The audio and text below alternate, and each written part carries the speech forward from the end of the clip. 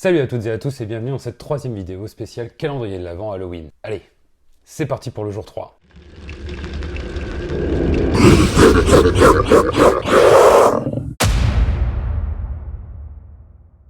Alors, on est parti pour ouvrir... Hop, c'est tombé. Le fameux jour 3. Hop. Alors, qu'est-ce qu'on a aujourd'hui? Hop. Oh! On a le droit à Jack Torrance de Shining. Le personnage de Jack Torrance est joué par Jack Nicholson dans le film Shining de Stanley Kubrick. Il est adapté du roman du même nom de Stephen King. C'est un personnage très dérangé et qui a une folle envie de meurtre. Alors avant de commencer, une petite précision sur le film.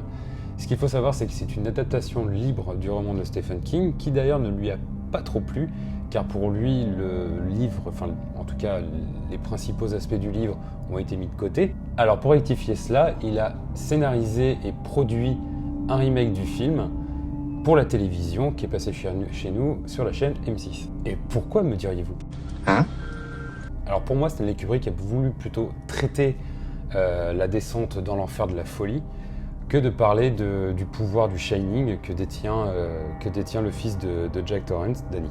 Et je trouve que c'est un sujet qui est juste survolé dans le film. Mais bon, revenons à notre cher Jack Torrance.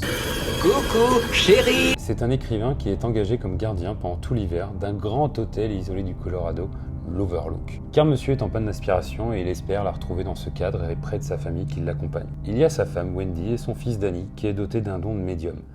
Alors qu'il n'avance pas dans son livre et que son fils a de plus en plus de visions terrifiantes, il découvre les terribles secrets de l'hôtel et bascule peu à peu dans une folie meurtrière où il s'en prend à sa propre famille. En gros, il est pas très net ce mec. Et Jack Nicholson le joue à la perfection, parce qu'on va pas se mentir, le film a mal vieilli sur beaucoup de points, il a quand même 40 ans, et vu ce que l'on peut voir aujourd'hui dans les films d'horreur, c'est dépassé. Hormis certaines scènes cultes que tout le monde a vu au moins une fois déjà dans sa vie quelque part, le film a beaucoup de longueur, et surtout de scènes inutiles qui fait que ces 2h23, alors certaines scènes inutiles, hein, pas toutes, mais ça fait que ces 2h23 sont rudes à regarder. Mais heureusement que Jack Nicholson est là pour jouer ce père complètement timbré.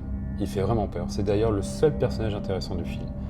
On le voit sombrer petit à petit dans la folie et quand il y parvient, c'est un pur régal. Il nous offre des moments d'anthologie. Les mimiques, le regard, l'intensité qu'il met au service du personnage de Jack Torrance sont excellents pour cette interprétation. Après, entre le livre et le film, il y a certaines choses qui ne sont pas du tout les mêmes. Après, vous allez me dire, comme dans beaucoup de films adaptés, mais là, c'est des choses qui peuvent changer le cours de l'histoire. Par exemple, dans le film, Jack Torrance semble déjà atteint de schizophrénie dans son arrivée à l'hôtel, alors que dans le livre, Jack est un ancien alcoolique et il est victime des forces qui hantent l'hôtel maléfique et qui se font de plus en plus menaçantes au fil du temps. Aussi, dans le film, l'alcoolisme de Jack est très peu mentionné, à l'exception d'une scène coupée dans la version longue où Wendy avoue que Jack a démis le bras de Danny après avoir trop bu, alors que dans le livre, son alcoolisme occupe une très grande place et tout le long de l'histoire, il cherche à lutter contre ses vieux démons.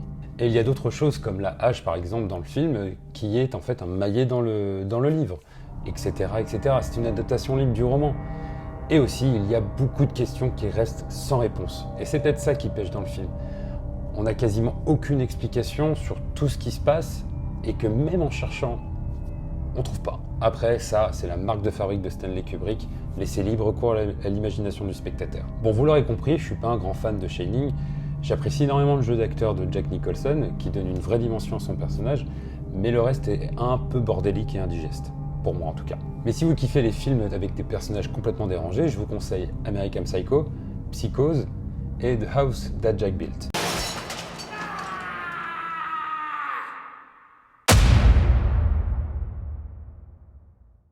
Voilà, ce sera tout pour aujourd'hui. J'espère que cette vidéo vous aura plu. N'hésitez pas à vous abonner à la chaîne, à activer la cloche et à laisser votre plus beau like.